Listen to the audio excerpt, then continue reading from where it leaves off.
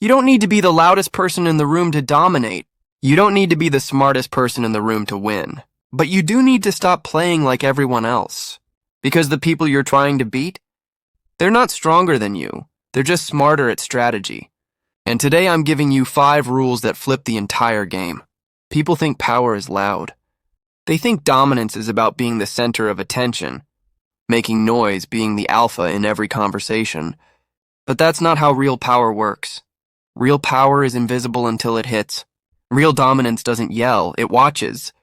And the most dangerous person in the room is never the one talking. It's the one who says nothing, sees everything, and gives away nothing. The game changes the moment you realize silence is not the absence of power, it's the disguise of it. Because when you're silent, people start filling in the blanks with their own fears. They overthink, overanalyze, and underestimate. You don't have to prove yourself to anyone when your energy already speaks louder than words ever could. Rule number 1. Power comes from what you don't say. Every time you react emotionally, you hand your opponent the blueprint to your mind. You give them the keys to your control panel. You tell them exactly how to trigger you, how to manipulate you, how to lead you into battles you never wanted to fight. But when you refuse to react, when you can stay calm even when chaos is circling around you, you become a psychological nightmare to those who thrive on your response. People are addicted to attention. They're addicted to drama. They poke and prod you just to feel powerful when you explode. So stop giving them that satisfaction. You win by mastering your emotional reactions. You win by becoming so in control of yourself that no one else ever is. The one who controls their emotions controls the room. Because while others are reacting, explaining, defending, you're observing, calculating, choosing, you're no longer a participant in their drama. You're the architect of your own outcome. Silence forces people to reveal themselves. When you say nothing, they start talking more. They start showing you who they really are. They try harder to impress you, to intimidate you, to gain control, because your stillness feels like dominance. And that's exactly what it is. It's not passivity, it's precision. It's power with patience. The less you say, the more they panic. They can't figure you out. And in a world where everyone is broadcasting their every move, your silence becomes your advantage. Rule number 2. Watch everything, react to nothing. Emotional control is not just discipline, it's your shield.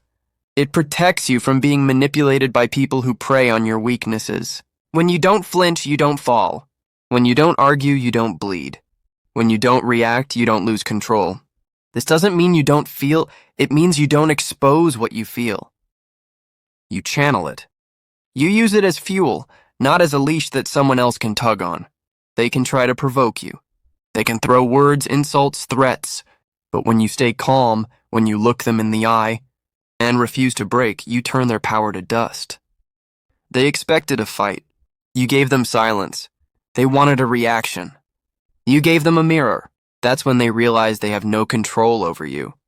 And that realization destroys them, more than anything you could ever say. Because power is never about volume. It's about precision. The ability to sit in any situation, no matter how heated, and never let your emotions lead you off your path. Let them wonder what you're thinking. Let them overplay their hand. Let them reveal themselves trying to get a glimpse of you. Your silence creates mystery, and mystery is terrifying to people who rely on control. When they can't read you, they can't manipulate you. When they can't provoke you, they can't defeat you. And when you've trained yourself to stay composed in situations that would destroy other people, you no longer just survive, you dominate. Not with aggression, but with terrifying clarity. Emotional control turns you from prey into predator. It turns you from a pawn into the player moving every piece on the board. The moment you stop reacting, you start leading. The moment you stop explaining, you start commanding. And the moment you stop needing to be understood, you become untouchable. Because the person who cannot be provoked cannot be controlled. And that's the highest level of power there is. Rule number 3, control access to your time and energy. Control doesn't come from aggression, it comes from precision. You don't dominate people by overpowering them. You dominate by controlling what they think they know about you. When you decide what they get access to, when you limit your energy, your attention, your responses, you're not being distant. You're being dangerous. People who give too much are easy to figure out. People who say too much are easy to predict. But when you control the flow of information, when you speak with intention, when your actions are deliberate, you hold the power without ever needing to announce it. Power isn't loud, it's silent influence. The person who controls access controls the game. If everyone can reach you, drain you, distract you, manipulate you, then you're not in control. You're exposed. And exposed people are easy to exploit. But when you limit who gets to see you, hear you, feel your energy, suddenly, your presence becomes valuable.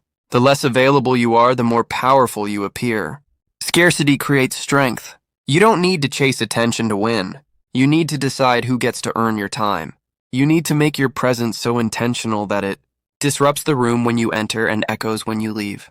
Giving people everything they want makes you forgettable. Giving them access on your terms makes you unforgettable.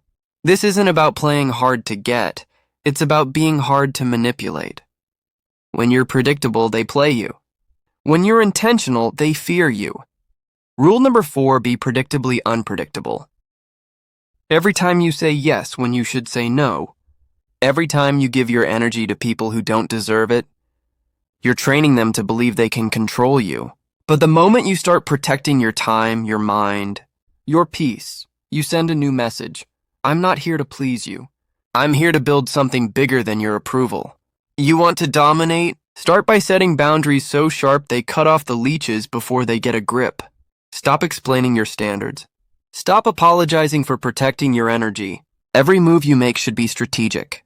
Every conversation should have purpose. Every relationship should serve your evolution, not your ego. You're not cold, you're focused. You're not rude, you're selective. That's what powerful people do. They don't show up everywhere. They don't talk to everyone. They don't engage in everything. They understand that the more access people have to you, the more they take you for granted. So you train them not with words, but with actions. Pull back your availability. Pull back your attention.